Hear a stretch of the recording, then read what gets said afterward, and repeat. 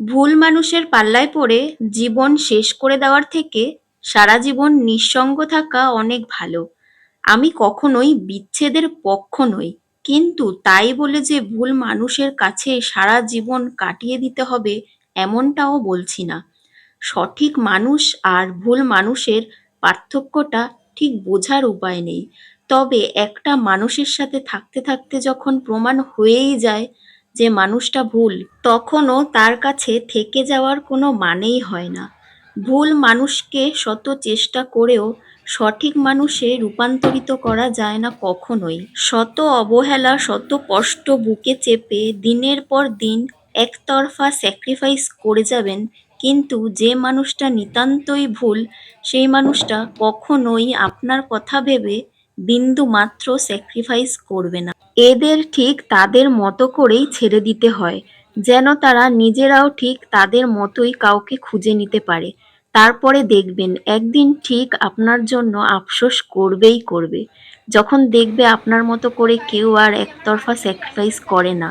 জীবন একটাই, আর এ জীবন কেউ রঙিন করে সাজিয়ে দেবে না, বরং নিজেকেই সাজাতে হবে।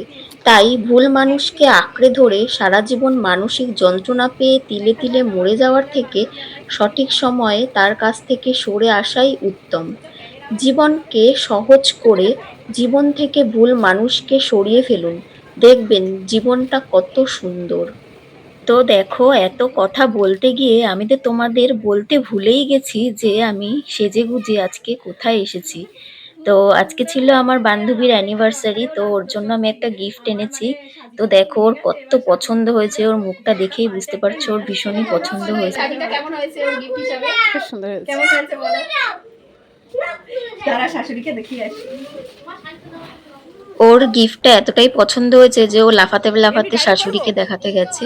তারপরে দেখো ওদের বাড়িতে আসার সাথে সাথে ওর বর আমাকে বলছে এই নে তরমুজ খা, ওয়েলকাম ড্রিঙ্কস হিসাবে আমাকে এটা দিয়েছে। তো যাই হোক, ভালোই শান্তি লাগলো এটা খেয়ে, যা গরম পড়েছিল। ওয়েলকাম ড্রিঙ্কস বলে এটা দিয়েছে খেতে, মানে ড্রিঙ্কসের বদলে এটা দিয়েছে পুরো চাট মামার মতো একটা এক কামড় তরমুজ। আমি মিষ্টি শোনা খা ভালো করে। গন্ধশুকা এই দিকটা আলোটা ও গন্ধশুকা, তুই ওকে গন্ধশুকা না না ওই হাত দিয়ে শোকাবি তো। বিয়েতে হয় না এরকম শোকা। তো দুঃখের বিষয়, আমি ওদের অ্যানিভার্সারির কেক কাটিং এর সময় ওখানে প্রেজেন্ট ছিলাম না বলে ভিডিওটা আমি ক্যাপচার করতে পারিনি। তো এই ভিডিওটা দিয়েই চালিয়ে দিলাম। তারপরে সবাই মিলে একটু ফটো টটো তুলে নিলাম, আর আমার তো একটু অভ্যাস আছে ক্যাথ মেরে মেরে একটু ছবি তোলা। তো যাই হোক, তুলে নিলাম সবাই মিলে, গ্রুপ ফটো তুলে নিলাম। আর দিনটা ভালোই কাটলো। আর তোমাদের ভিডিওটা কেমন লাগলো অবশ্যই কমেন্ট করে